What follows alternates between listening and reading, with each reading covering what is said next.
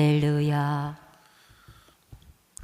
주님께서 여러분과 함께 또한 사제의 영과 함께 마르코가 전한 거룩한 복음입니다.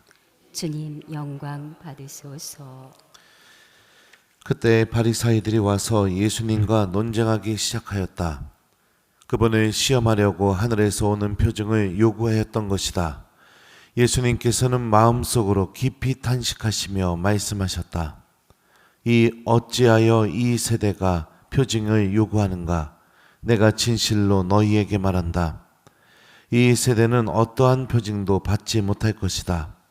그러고 나서 그들을 버려두신 채 다시 배를 타고 건너편으로 가셨다. 주님의 말씀입니다. 그리스도님 참배합니다. 오소서 성령님.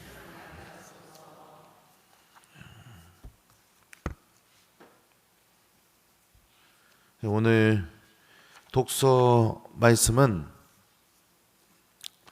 우리가 하느님께 드리는 제물에 대해서, 봉헌에 대해서 한번 생각해 보게 해줍니다. 이 4절인가요? 보면은요, 이렇게 묘사가 되어 있어요. 그런데 주님께서는 아벨과 그의 제물은 굽어보셨으나 가인과 그의 제물은 굽어보지 않으셨다. 왜 하나님께서는 아벨의 제물을 굽어보시고 기뻐하셨을까요? 다른 거는 우리가 이렇게 알 정보가 별로 없지만 이 성경에서 아벨이 어떤 제물을 바쳤는지에 대해서 이렇게 말을 합니다. 아벨은 양떼 가운데 맛배들과 굿기름을 바쳤다. 그러니까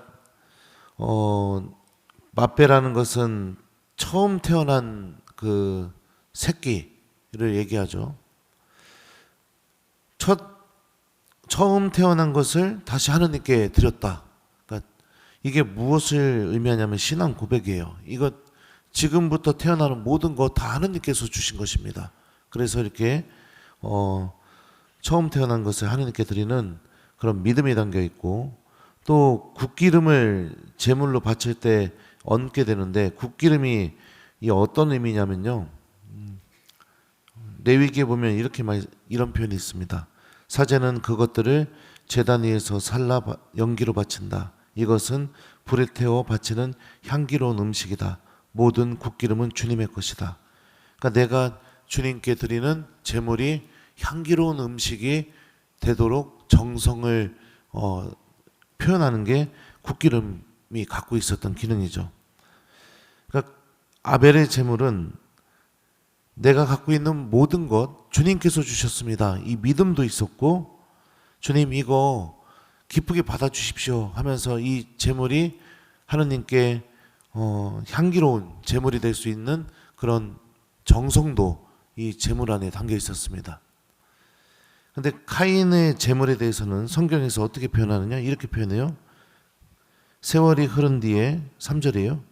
카인은 땅의 소출을 주님께 제물로 바치고, 그러니까 뭐 이게 소출 중에 첫 소출을 바쳤는지 다 걷어가지고 얼마를 바쳤는지 얘기가 없습니다. 얘기가 없다는 건 뭐예요? 그렇게 특별히 주목할 정도의 성질의 것이 아니라는 거예요. 성서 저자가 기억할 정도의 아주 특이한 것이 아니라는 거죠.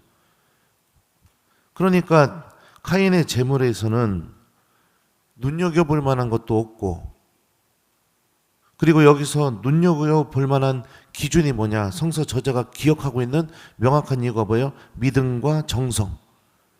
이게 담겨 있으니까 아벨의 제물에는 이렇게 언급을 하죠. 그러니까 카인의 제물에는 하나님에 대한 믿음과 정성을 찾아볼 수 없는 그런 제물이었습니다. 우리들도 주님께 봉헌합니다. 어제도 하셨죠? 네, 주일 미사 때 주일 헌금 봉헌하죠. 또 언제 합니까? 교무금도 봉헌합니다. 내가 하느님께 시간도 봉헌하고요, 내 노력과 봉사도 봉헌합니다.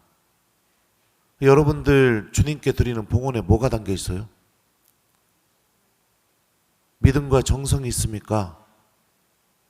아니면 아무 생각 없이 주님께 그냥 카인처럼 그냥 주고 맙니까? 잘 생각해 보세요. 거기에 하느님에 대한 사랑이 담겨 있습니까? 아니면 그냥 하느님은 사라져버리고 저 자매랑 막 만나서 일하는 게 즐거워서 그것만 있습니까? 겉모습은 봉헌인데 그 안에는 내 기쁨, 내 욕심, 내 시기, 질투 막 이것만 다 채워나가는 것 아닙니까? 성찰해 보시라는 겁니다. 성찰. 예전에 제가 보좌 신부 때는 여러분들이 미사예물 봉헌하면 사무실에서 그걸 다 걷어가지고 저한테 갖다 줬어요. 그러면 수기로 다 작성해가지고선 그거를 이렇게 교구로 보내고 나중에 주교님이 오셨을 때 주교님한테 결제를 받았는데 그런 분들이 있습니다. 똑같은 미사 예물을 봉헌하시는데 어떤 분들은 뭐 그런 이야기하면 좀 그렇지만 이런 분들이 있어요. 아주 지금에도 기억나는 게 뭐냐면 그 미사 예물로 봉헌했던 돈을 새 돈으로 바꿔서 뭐 분홍색 한지 같은 걸로 그걸 쌉니다. 그리고 거기다 향수까지 뿌려.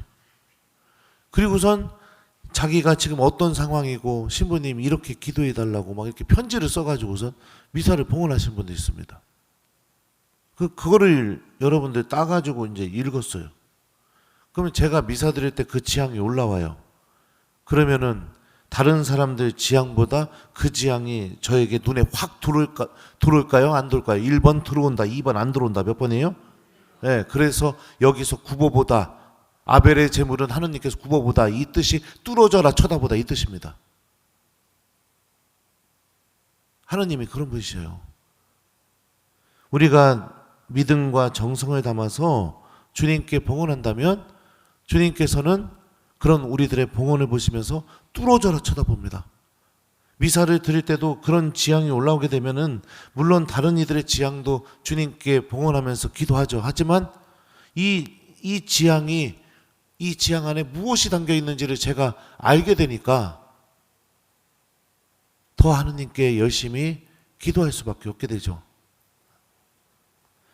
카인은 자신의 재물이 하나님께 받아들여지지 않았다면 정상적으로 어떤 행동을 해야 될까요? 내가 무엇이 잘못했을까? 성찰을 해야 되는데 성찰을 하지 않고 어떻게 하죠? 하느님에 대한 모든 분노를 동생에게 쏟아붓습니다. 그래서 동생을 데리고 가서 죽여버려요. 이게 여러분들 성찰하지 않는 신앙생활의 대표적인 모습인 겁니다. 모든 문제의 출발점이 내 안에 있는데 나를 바라보지 않고 어떻게 해요? 다른 사람들 표적으로 삼아가지고 찍어내리고 그래요. 근데 또 정말로 대단한 것은 무엇이냐? 하느님께서는 이런 카인에게 표를 찍어주시면서 그를 떠나지 않고 계십니다. 그러니까 하느님 정말 대단하신 분이시죠. 어마어마한 죄를 저질렀음에도 불구하고 그에게 표를 찍어주고 그를 지켜주시고 그를 떠나지 않는 그 하느님의 사랑도 우리가 일독서에서 함께 묵상할 수 있습니다. 한번 잘 생각해 보세요. 저는 뭐 돈을 많이 내셔라 이런 얘기를 하는 게 아닙니다. 무엇이 담겨져 있는가? 여러분들이 주일에 주님께 들고 와서 봉헌하는 그 손에 무엇이 담겨져 있는가? 내가 한 달에 한 번씩 주님께 교무금을 봉헌할 때마다 그 교무금에 무엇이 담겨져 있는가? 본당에서 내가 봉사할 때 나의 봉사에 무엇이 담겨져 있는가? 그리고 이렇게 미사를 드리러 오는 시간, 기도하는 시간, 그런 하나님과 함께하는 시간, 하나님께 봉헌되는 그 시간에 뭐가 담겨져 있는가? 잘 성찰해 보면 좋을 것 같습니다. 내가 아벨처럼 하나님에 대한 믿음과 정성, 사랑을 담긴다면 한 번의 봉헌으로도 주님께서는 뚫어져라 쳐다보시면서 나에게 필요한 모든 은총을 다 내려주실 겁니다. 그리고 큰 죄를 저질렀어도 그를 떠나지 않는 이 하느님의 사랑도 함께 묵상해 보셨으면 좋겠어요. 하느님 그런 분이십니다.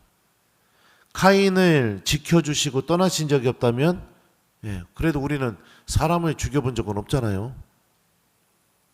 그런 우리는 얼마나 더 하느님께서 더욱더 가까이 계시고 우리들과 함께 계시겠습니까? 우리들이 하느님의 눈동자에서 사라져 본 적이 없다는 것을 우리 함께 일독서를 통해서 한번 생각해 봤으면 좋겠고요. 오늘 복음 말씀을 볼까요? 복음에서 여러분들 이런 편이 있어요. 바리사이들과 누구죠? 바리사이들이 와서 예수님과 논쟁을 합니다. 그분을 시험하려고 하늘에서 오는 표징을 요구하였던 것이다. 이렇게 얘기해요. 여기서 시험하다. 이 단어는 여러분들 마태복음에서 마르코복음에서 또 공간복음에서 예수님께서 광야로 나가셔서 악마에게 유혹을 받죠. 그 유혹을 받다. 이 단어와 똑같은 뜻입니다. 그러니까 주님을 시험하려고 표징을 요구하는 바리사이들의 행동이 어디서 온 것이다? 악에서 온 것이라는 것을 이 마르코복음은 우리에게 알려주고 있는 거예요. 근데 예수님이 이렇게 말씀하십니다. 이것도 깊이 탄식하시면서, 보통 언제 깊이 탄식하십니까? 이런 표현도 언제예요? 1번 기뻐서 너무 좋을 때, 엄마 나 100점 맞고 왔어. 2번 환장해서 죽어버릴 것 같을 때. 언제요? 예수님 마음이 어떤지를 알 수 있죠. 어찌하여 이 세대가 표징을 요구하는가? 내가 진실로 너에게 말한다. 이 세대는 어떠한 표징도 받지 못할 것이다. 마치 우리는 믿음이 있으려면요, 무엇인가를 믿으려면 눈으로 검증하고 확인하고 지켜보고 살펴볼 수 있는 무엇인가 눈에 보이는 표징이 있어야 우리는 믿을 수 있다고 생각합니다. 근데 여러분들, 우리가 믿음을 갖게 되는, 일상 안에서 믿음을 갖게 되는 걸 잘 생각해 봅시다. 애가 학교 갔다 와서 엄마 나 배 아파 이랬어요. 그럼 어떡합니까? 어디가 아파? 그리고선 곧바로 애 얘기를 듣고 약을 사러 가든가 병원에 데리고 가죠. 여러분들, 엄마 나 배 아파. 그러면 여러분들이 애 직접 엑스레이 찍어갖고 확인하고 검증해가지고 아프네.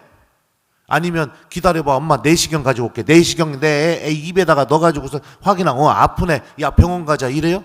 확인하고 검증하고 그러고 나서 표징이 이렇구나.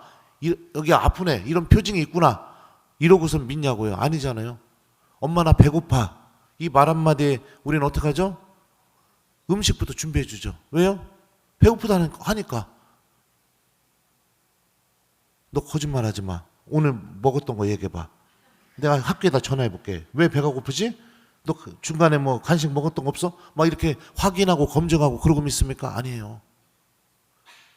우리가 일상에서 믿음을 갖게 될 때는요, 거의 대부분이 들음을 통해서 믿게 됩니다. 들음을 통해서.